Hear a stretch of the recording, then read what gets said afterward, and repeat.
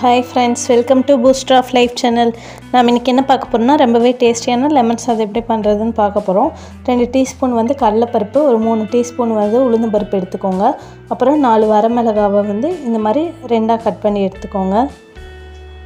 அப்புறம் தேவையான அளவு கருவேப்பிலை. அப்புறம் நல்லா வானலில் எண்ணெய் காஞ்சப்புறம் கடுகு உளுந்து பருப்பு போட்டுக்கலாம். அது நல்லா பொரிஞ்சு வந்தப்புறம் நாம் எடுத்து வச்சுருக்க இந்த கடலைப்பருப்பு உளுந்து பருப்பையும் இது கூட போட்டுக்கலாம். நல்லா பொன்னிறமாக வர வரைக்கும் எண்ணெயிலே வறுத்து எடுத்துக்கலாம். நாம்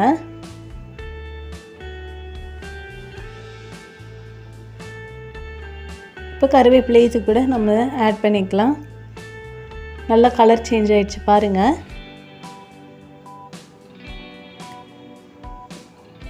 நான் 3 பெரிய சைஸ் லெமன் எடுத்திருக்கேன். அதை கட் பண்ணி அந்த சாறை இப்போ இந்த ஸ்டேஜில் நம்ம சேர்த்துக்கலாம். அது கூட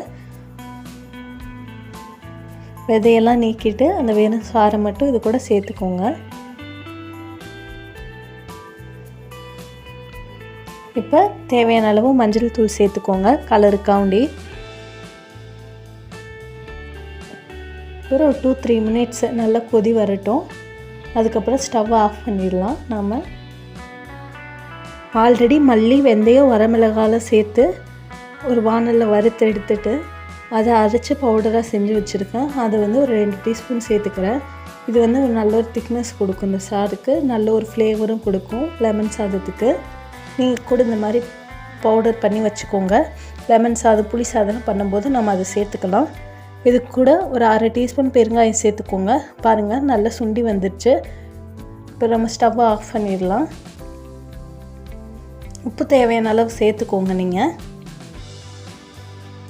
அதுக்கப்புறம் ஆல்ரெடி நான் சாதத்தை வடித்து ஆற வச்சு எடுத்துக்கிட்டேன்.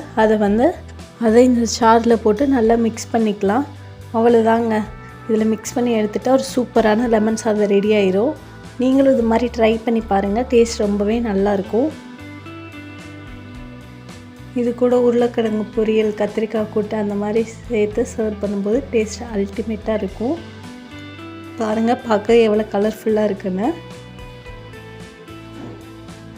இது ரொம்ப ஈஸியாக டக்குன்னு செஞ்சிடலாம். அந்த மாதிரி ஒரு டிஷ்ஷு. நீங்களும் இது மாதிரி செஞ்சு பார்த்துட்டு டேஸ்ட் எப்படி இருக்குன்னு கமெண்ட் பண்ணுங்கள். இது மாதிரி நிறைய சமையல் வீடியோ நம்ம சேனலில் போட்டிருக்கோம். அதுவுமே பாருங்கள். மறக்காமல் நம்ம சேனலை சப்ஸ்கிரைப் பண்ணிக்கோங்க.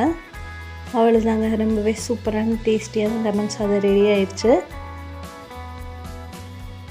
இது ஃபாஸ்ட்டாக நம்ம செஞ்சிடலாம். இதுக்கு அவ்வளோலாம் டைம் இருக்காது. ஒரு 5 மினிட்ஸில் இந்த மாதிரி சூப்பரான ஒரு லெமன் சாதம் ரெடி பண்ணிடலாம். நீங்களும் இது மாதிரி ட்ரை பண்ணி பாருங்கள் ஃப்ரெண்ட்ஸ். தேங்க்யூ ஃபார் வாட்சிங்.